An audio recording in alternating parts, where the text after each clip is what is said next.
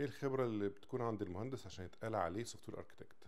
هي مش بتتقال عليه، يعني هي وظيفة او رول. يعني هو انت ممكن تقول ايه الخبرات او ايه المهارات اللي المفروض تكون عندك سوفت وير انجينير علشان تبرسو كارير او تدور على كارير ليه علاقة بالسوفت وير اركتكتشر.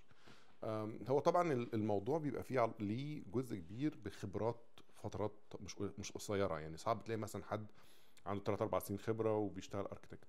اكيد في يعني حالات خاصه، بس الفكره في انك انت بتحتاج فتره طويله من الخبرات المستمره في مشاريع كبيره، في مشاكل معقده شويه، مشاكل مختلفه، دومينز مختلفه، علشان تبني وجهه نظر وتبني فكر معين في بناء السوفت وير. يعني بيبقى في طبعا جزء منها تكنيكال سكيلز، يعني في سواء بقى في سيستم ديزاين، في الديفلوبمنت بشكل عام، في البروسيس بتاعت السوفت وير نفسها من اللايف سايكل كامله. بيبقى عندك غالبا شويه اكسبرتيز في اماكن معينه. ممكن تلاقي مثلا حد اشتغل فتره كويسه في البرفورمانس، حد اشتغل في السكيورتي، حد اشتغل في مثلا في اليوزر اكسبيرينس، فهتلاقي كل واحد ممكن يكون ليه زاويه. مثلا اللي هو ممكن يكون سوفت وير اركتكت بس هو ايه، متخصص شويه في حاجه معينه مثلا، فينفعك في حته ما. حد اشتغل في هيلث كير فتره طويله، حد اشتغل في الفاينانس، حد اشتغل في بزنس دومين معين، فهو ايه، قاري المجال ده كويس قوي.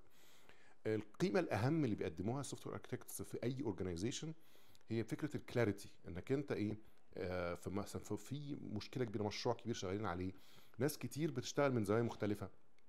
ممكن كل واحد من دول هو شايف وجهه نظر من، او شايف المشكله من وجهه نظره هو الشخصيه، الزاويه الضيقه بتاعته.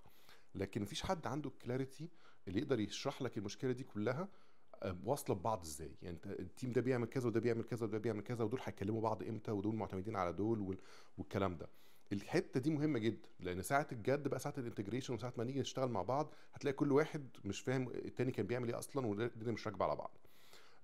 وطبعا قبل ده كله ان محتاج يبقى في شويه كوميونيكيشنز سكيلز ممتازه علشان تعرف اكشلي تبرنج الكلاريتي دي، وتقدر تفهم السياقات بتاعت القرارات اللي كانت قبلك ولا كانت حد تاني اخدها او كده، وتبني علاقات كويسه في المكان اللي انت فيه. فدي كلها بتبقى مهارات بتكتسبها مع الوقت. في جزء منها برضو بيبقى ليه علاقه، حتى من وجهه نظري ان الاركتكشر في جزء منه اركيولوجي، بمعنى انك انت بتيجي على سيستم مكتوب بقاله فتره طويله، وانت بقى بتقعد ايه، عامل كده زي اللي بيدوروا على الاثار، بتبتدي تستكشف هو ايه اللي كان موجود قبل كده، علشان تفهم السياق السيستم اصلا كان جاي منين. لان مفيش سيستم صعب قوي تبتدي من السيستم من اوله، غالبا بتبقى انت جاي على حاجات موجوده اوريدي.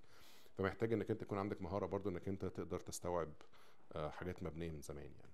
طبعا ده موضوع يطول شرحه، وانا عندي فيديوهات كتير على اليوتيوب شانل بتاعتي ليها علاقه بالاركتكشر، ممكن ترجع لها.